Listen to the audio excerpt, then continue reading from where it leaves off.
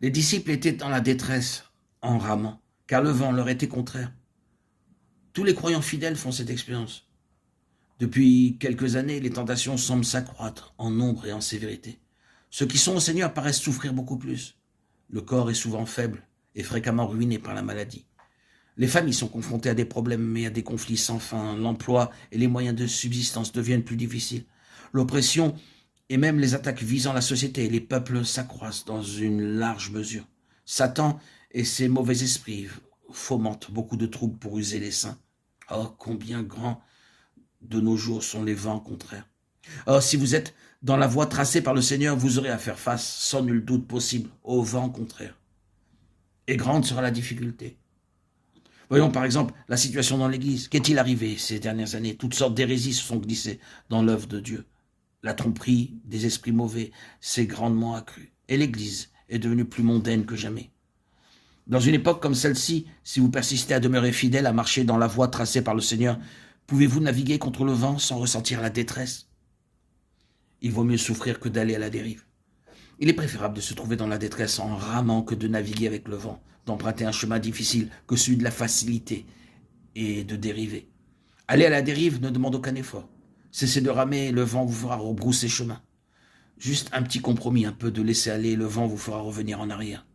Aimer le monde ne nécessite aucun effort. Suivre le monde ne demande aucun effort. Mais demeurer fidèle au Seigneur est le meilleur moyen de rencontrer le vent contraire et de bientôt ressentir de la difficulté en ramant. Il est aisé de revenir sur les anciennes positions et plus difficile pour nous d'aller de l'avant.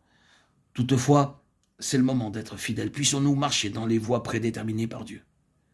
Il est à remarquer ensuite que les disciples ont ramé du soir jusqu'à la 4e veille de la nuit, alors que les Juifs n'avaient que 3 veilles. Les Romains, auxquels l'évangile de Marc se rapporte le plus souvent, en avaient 4. Or, le début de la 4e veille était à 3 heures du matin. Les disciples du Seigneur continuaient de ramer, car ils ne pouvaient pas retourner en arrière ni trouver de l'aide auprès de ceux de Capharnaüm. Si la période de la 4e veille est évidemment la plus sombre de la nuit, elle met aussi un terme à cette même nuit. Or, c'est précisément à cette période que nous faisons référence. Je comprends très bien que nous ayons tous des tentations et des épreuves. De nos jours, les tentations sont si féroces qu'il est hors de question de condamner qui que ce soit.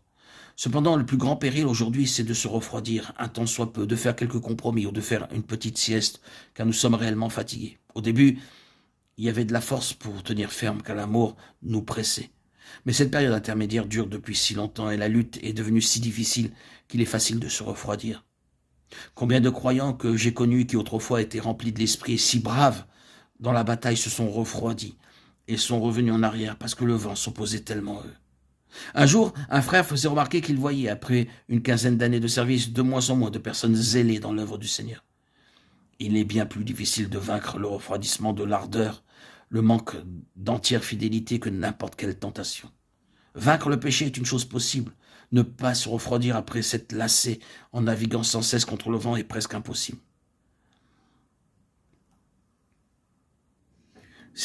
Au commencement, le Seigneur nous a contraints et nous a ordonné de marcher dans cette voie. Si le Seigneur nous a commandé de traverser la mer pour atteindre l'autre rive, pouvons-nous cesser d'avancer? Prenons garde, même si nous nous arrêtons tout simplement. Le courant et le vent nous emporteront loin du Seigneur. Souffrons au lieu de dériver.